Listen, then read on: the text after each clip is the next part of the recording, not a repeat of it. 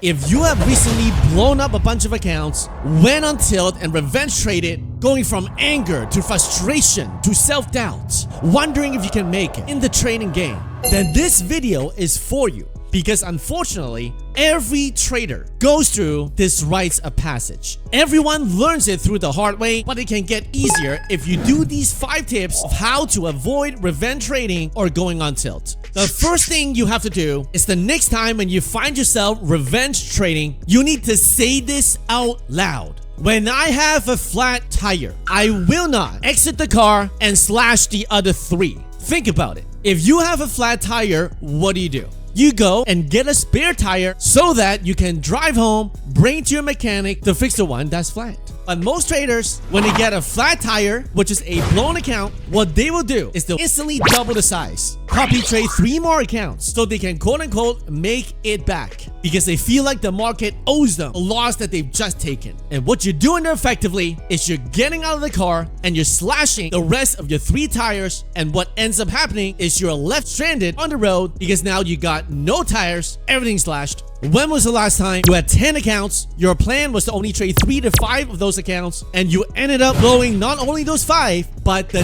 10 that you have in total? And worse yet, some people revenge and get another 10 new accounts only to blow them all up, way more than what they expected, because they don't understand this first key. You don't exit your car and slash all your tires when you got 1 flat. You don't go blow all your accounts just because you got 1 blown. Repeat this as a mantra next time you want to go into tilt. Which brings us to number 2. Don't lie to yourself. Be honest. Believe it or not, a lot of people lie to themselves. They're in denial. Oh, this loss is not that bad. Oh, I can always make it back. My strategy actually works. I just need a little more wiggle room on the trade and I'll be green. I just need to take another $100 scalp and I'll be done. They repeatedly lie to themselves and they wonder why. All they got are blown up accounts to show for it. I don't want that to be you. So don't lie to yourself. Don't be in denial. And number 3, take responsibility. It sounds simple, but most people don't do it. I cannot tell you how many times I'm on live stream and people say this. Bro, this market is trash. This is ridiculous. This is nonsense, bro. My question is, why are you trading trash? If you believe the market action is trash, whose fault is it if you place a trade?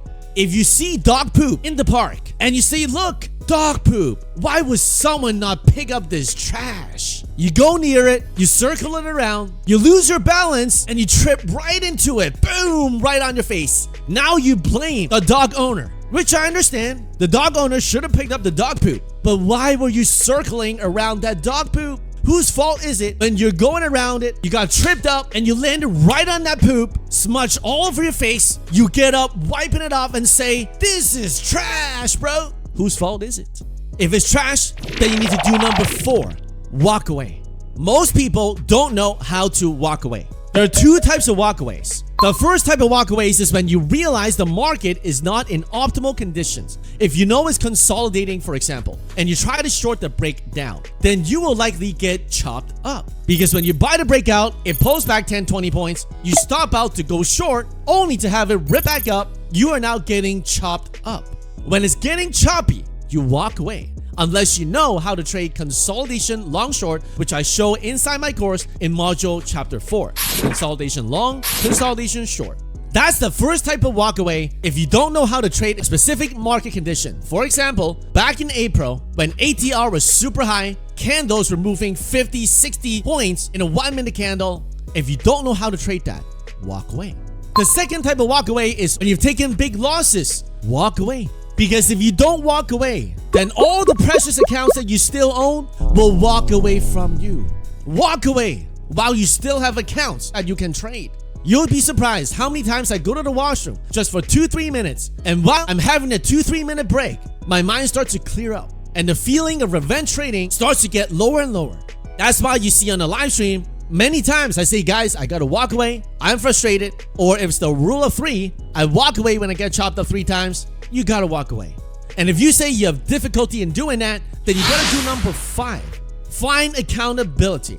in fact bullish price here, locked in multiple six figures in futures profit and payouts. He told me that he makes most of his money in New York, but during Asia and London, he gives back all his profits. So for a period of 30 days, he made it public that our community would hold him accountable. He would not trade Asia or London. If he does, he would give away certain amount of accounts to people in the community. And sure enough, for 30 days, he did not trade it, and he started locking in multiple five figures in payouts because he was able to find his weakness and overcome it with accountability. You have to choose something that hurts, and you have to have the honor and the self-discipline to execute it when you actually violate it. If you have a best friend, you can give them $200 in cold hard cash and say, Mike, if I tell you, or next time when you ask me every day, did you break your rules? Did you revenge trade? Did you deal? And if I tell you the answer is yes, then you can keep that $200. Or better yet, if you make a promise to yourself that you will give an amazing gift or some kind of money to a person that you have beef with right now and you're trying to forgive them, here's a hint. Forgive them anyway, because that will set you free, and that's what the greatest teacher of all time taught us as well.